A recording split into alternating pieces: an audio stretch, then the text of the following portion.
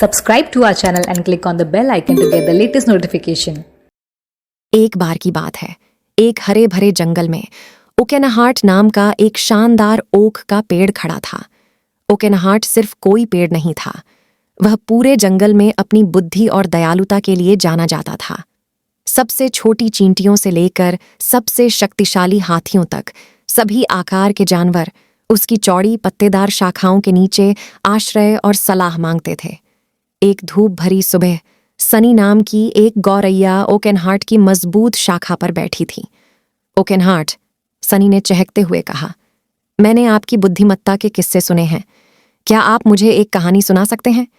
ओकेनहार्ट मुस्कुराया और सिर हिलाया, उसके पत्ते हवा में धीरे धीरे हिल रहे थे। बेशक, युवा, मैं तुम्हें दयालुता और उसके स्थायी प्रभाव की एक कहानी सुनाता हूँ। ओकेनहार्ट ने अपनी कहानी स्किटी नाम की एक स्वार्थी गिलहरी की कहानी से शुरू की। स्किटी को बलूत का फल इकट्ठा करने, जरूरत से ज्यादा लेने और दूसरों को भूखा छोड़ने के लिए जाना जाता था। एक दिन स्किटी ने ओकेनहार्ट के भव्य पेड़ का दौरा किया। उसने देखा कि पेड़ पर बड़ी संख्या में बलूत के फल लगे हुए थे। लालच में स्किटी ने जितनी संख्या वह ले जा सकता था इकट्ठा करना शुरू कर दिया। जैसे ही स्किटी ने बलूत का फल एकत्र किया, ओकेनहार्ट ने अपनी गहरी आवाज में कहा, स्किटी, मेरे दोस्त, तुम अपनी आवश्यकता से अधिक ले रहे हो। इस जंगल में अन्य लोग भी हैं जो भूखे हैं और उन्हें भी इन बलूत के फल की आवश्यकता है। हालांकि स्किटी ने ओकेनहार्ट की बातों पर कोई ध्यान नहीं दिया और उसकी थैलियों को तब तक भरना जारी रखा जब तक कि वे और अधिक न भर सकें। अपनी पूंछ को गर्व से हिलाते हुए वह ओकेनहार्ट को अपने स्वार्थ से दुखा छोड़कर भाग गया। उस सर्दी में जंगल में कड़ाके की ठंड पड़ गई। भोजन दुर्लभ हो गया और जंगल के जानवरों को पर्याप्त मात्रा में खाने के लिए संघर्ष करना पड़ा। स्किटी, जिसने प्रचुर मात्रा में बलूत का फल इकट्ठा किया था, अपनी आरामदायक गुफा में आराम महसूस करता था, जबकि अन्य लोग भूख से कांप रहे थे। जैसे जैसे दिन हफ्तों में बदलते गए, स्किटी का विवेक उस पर भारी पड़ने लगा। उसे ओकेनहार्ट के शब्द याद आए और उसे अपराध बोध की बढ़ती भावना महसूस हुई। अंततः वह इसे और अधिक सहन नहीं कर सका।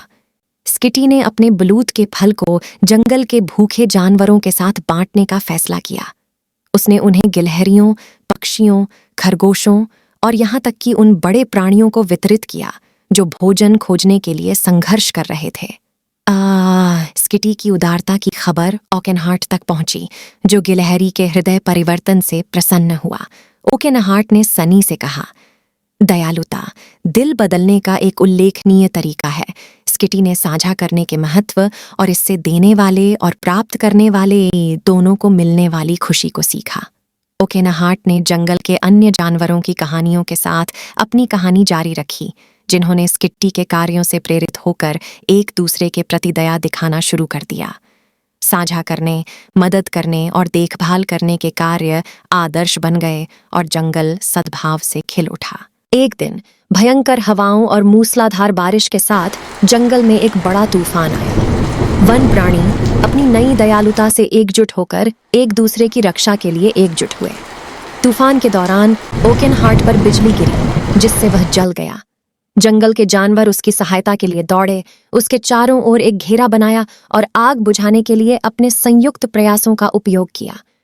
उनके निस्वार्थ कार्यों ने ओकेनहार्ट को कुछ विनाश से बचा लिया। एक बार जब तूफान गुजर गया और ओकेनहार्ट सुरक्षित हो गया, तो उसने आंखों में आंसू भरकर जानवरों को देखा। मेरे प्यारे दोस्तों, उन्होंने कहा, आपकी दयालुता और एकता ने मुझे बचा लिया है। आपने दिखाया है कि जब हम एक दूसरे की परवाह करते हैं तो हम किसी भी चुनौती से पार पा सकते हैं। ओकेनहार्ट ने अपनी कहानी समाप्त की।